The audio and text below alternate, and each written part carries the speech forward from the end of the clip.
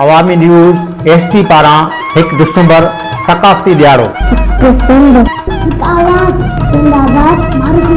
अचो खेट खेड़ियूं अचो सोन मेड़ियूं। नाज़रीन ख़बरुनि जो सिलसिलो जारी है। अवां खे भेड़िया रोड का ख़बर ॾींदा आहियूं। भेड़िया रोड में सकाफ़त ॾियारे जे हवाले सां तक़रीबूं मच कचहरियूं जागृता प्रोग्राम ज़ोरो शोर सां जारी आहिनि। भेड़िया रोड मल्हा इत्तेहाद काउंसिल पारां मच कचहरी मोहम्मद सचल मल्हा अनवर मल्हा शफ़ी मोहम्मद मल्हा जी मेज़बानी हेठि कोठाई वई, जंहिंमें वॾी अंग में साफ़िन सुगड़नि फनकारनि समेत मल्हा बिरादरी जे माण्हुनि वॾे अंग में शिरकत कई। वधीक तफ़सील नदीम अली मंगी जी हिन रिपोर्ट में।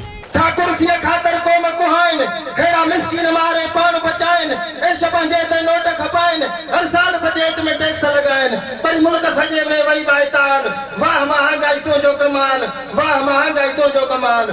नाज़रीन सॼी सिंध जी बिरिया सिटी में भी हिकु सिंध हिकु सकाफ़त जे सिरे हेठि अवामी न्यूज़ जे सॾ ते बिरिया रोड भरिसां हिकु मच कचहरी कोठाई वई आहे। मल्हा इत्तेहाद पारां ही मच कचहरी कोठाई वई आहे, जंहिंमें सिंध जा नाले वारा सुगड़ ऐं फनकार सिंधी सकाफ़त खे भेटा पेश करे रहिया आहिनि। जॾहिं त सिंध जे मुख़्तलिफ़ शहरनि खां मल्हा बिरादरी जा हिते माण्हू अची जेको आहे हिन मच कचहरी में शिरकत कई आहे। इन हवाले सां अचो त हितां जी जेके आहिनि मल्हा बिरादरी जे माण्हुनि सां ऐं सुगड़नि सां ॻाल्हि ॿोल कयूं त हुननि जो छा चवणु आहे। सिंधी सकाफ़त असां सम्झूं था हीअ सकाफ़त दुनिया जे सकाफ़तनि में नंबर 1 सकाफ़त आहे ऐं सिंधी सकाफ़त सिंधी मीडिया वारनि जा तमामु थोरात आहियूं जिन हिन सकाफ़त खे हथी ॾियारण जे लाइ सॼी सिंध में प्रोग्राम मुनक़द कया आहिनि ऐं माण्हुनि बि वधी चढ़ी करे हिन सकाफ़त में हिसो वरितो आहे। असां 1 दिसंबर ते सकाफ़ती रैलियूं बि कढंदासूं ऐं ॾियारा बि कंदासूं, ईद जीअं ख़ुशियूं बि मल्हाईंदासूं, झुमिरियूं पढ़ंदासूं ऐं पंहिंजी सकाफ़त जो पूरी दुनिया ताईं मैसेज पहुचाईंदासूं त सिंध जी सकाफ़त क़दीमी सकाफ़त आहे। अचो त सभु सिंधी गॾिजी करे हिन सकाफ़त खे उजागर कयूं। असांजो चवणु आहे त सिंध असांजी सोन आहे, पर को सालिक सुञाणे, बाक़ी बेक़दुरु इन क़दुरु सिंध छा ॼाणे जेको मारे पंहिंजी माउ खे त मुरादूं माणे अहिड़े खे हाणे सोगो सखर में कजे। असांजे अवामी न्यूज़ वारनि जी खे आउं भलीकार थो चवां ऐं हिन मल्हा इत्तेहाद काउंसिल पारां जेका अॼु मच कचहरी कोठाई वई आहे, जंहिंमें सुगड़ फनकार ऐं ॿिया जेके मल्हा इत्तेहाद पारां जेके दोस्त आयल आहिनि ऐं हिन जिन मच कचहरी में शिरकत कई आहे तन खे आउं भलीकार कयुसि। मूंखे तमामु ख़ुशी आहे। सिंध असांजी अमर आहे। सिंध जी सकाफ़त जेका आहे तमामु आहे, असांखे प्यारी आहे। असांजे हिन में एको आहे, ॿधी आहे। सिंधी भाइयों को मेरा सलाम है कि सिंध की जो सकाफ़त है टोपी अजरक हर जगह पे मशहूर है। आप कहीं भी चले जाओ, 7 ममालिकों में चले जाओ, कहीं भी आप पंजाब, सूबाए सिंध, सूबाए बलोचिस्तान, कहीं भी चले जाओ, आपको सिंधी टोपी और सिंधी अजरक इसका आपको फलसफा मिलेगा। आने वाली नस्लों को पता पड़े कि सिंध की जो सकाफ़त है कि टोपी और अजरक है, सिंधी टोपी अजरक की बड़ी वैल्यू है।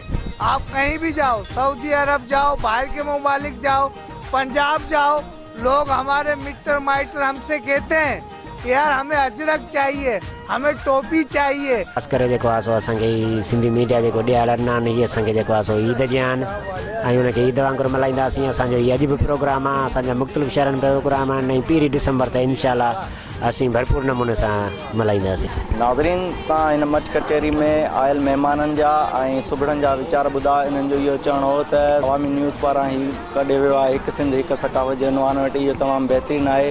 जॾहिं त हिननि अवामी न्यूज़ जे हिन मौज़ू अचो त खेत खेड़ियूं अचो त सोन मेड़ियूं असुंद रहे ख़ुशहाल मारू रहनि आबाद जे हवाले सां जेको हिननि इहो मौज़ू ॾिनो आहे इहो बि तमामु बहितरीनु आहे। जॾहिं त हिननि इहो पिणु वचन वरजायो आहे त असां अवामी न्यूज़ सां गॾु 1 दिसंबर ते भरपूर तरीक़े सां सिंधी सकाफ़ती ॾियारो मल्हाईंदासीं। कैमरामैन अली हैदर कलोर सां गॾु नदीम अली मंगी, अवामी न्यूज़ भिरिया रोड।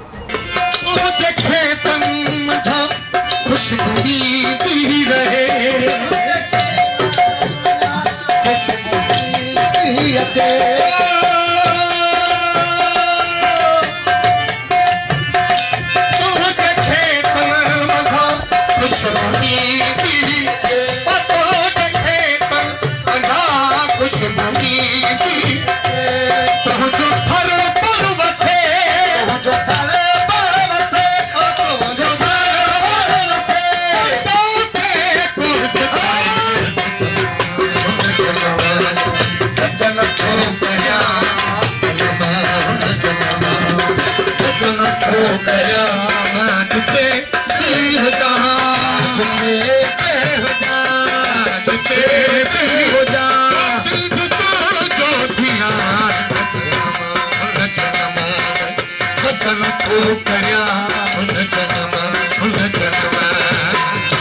वधीक ख़बरनि ऐं तफ़सील जे लाइ विज़िट कयो असांजी वेबसाइट awami news hd.com ऐं ॾिसंदा रहो अवामी न्यूज़ HD।